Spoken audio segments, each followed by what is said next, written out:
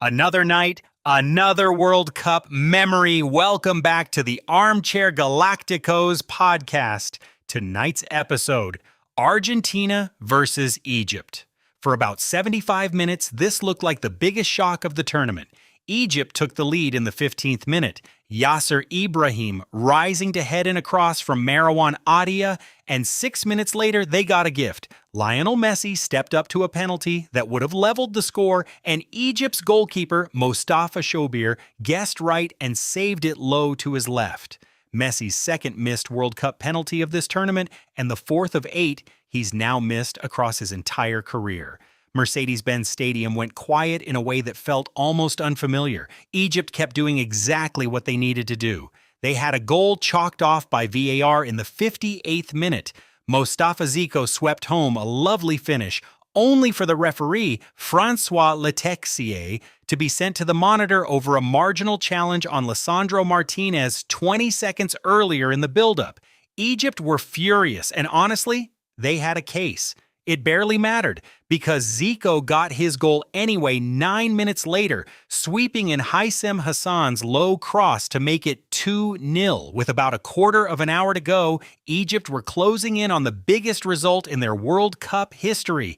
And then the 11 minutes happened.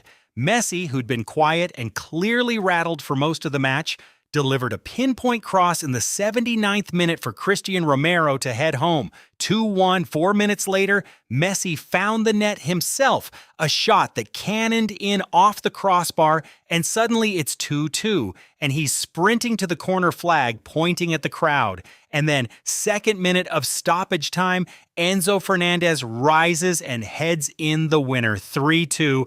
Argentina were dead for a big chunk of the game and burst alive when it mattered most. But this was not without controversy. Egypt's players and the bench were voraciously still appealing for a VAR check on Salah being brought down in the Argentine penalty area during the buildup of the winner, and an Alexis Mac Allister shirt pull in the disallowed goal sequence. Messi was in tears at the final whistle. The truth is that it was a moment of release, a release for all of us, he said afterward. I was feeling intense anger because of the penalty I wasted and because of the way I took it. I felt like in that important moment, I had let the team down. But fortunately, God had something special in store for me once again in the end.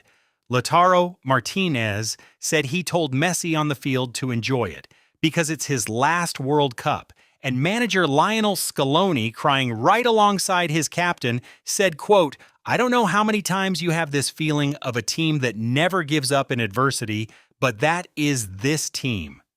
Egypt's side of it was considerably angrier. Coach Hossam Hassan didn't hold back, saying Egypt were the victim of an injustice, suggesting FIFA wanted, quote, Messi to stay in the running, and confirming afterward that he told referee Letexier he suspected the official had something to hide.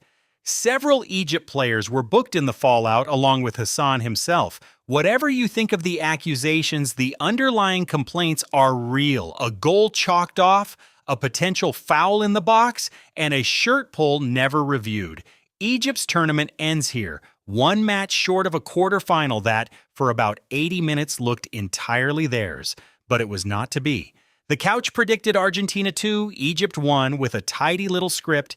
Messi scores, Salah equalizes, Alvarez wins it late. We got the winner right. We did not get anything else right. Messi missed a penalty instead of scoring cleanly. Salah never got on the score sheet at all. And Egypt led 2-0 with 11 minutes to go before 3 Argentina goals in 11 minutes turned the whole thing around. Confidence rating, right result, completely wrong movie. Messi now has 8 goals this tournament, back on top of the Golden Boot race ahead of Mbappe and Haaland on 7 apiece. And Argentina advanced to face Switzerland in the quarterfinal in Kansas City on July 11th. Given how they just got there, nobody associated with this team should be feeling remotely comfortable about it. And if the last 11 minutes taught us anything, comfortable was never really the plan. That's the Armchair Galactico's read on Argentina versus Egypt. The couch is signing off, right about some of it, wrong about most of it, same as always.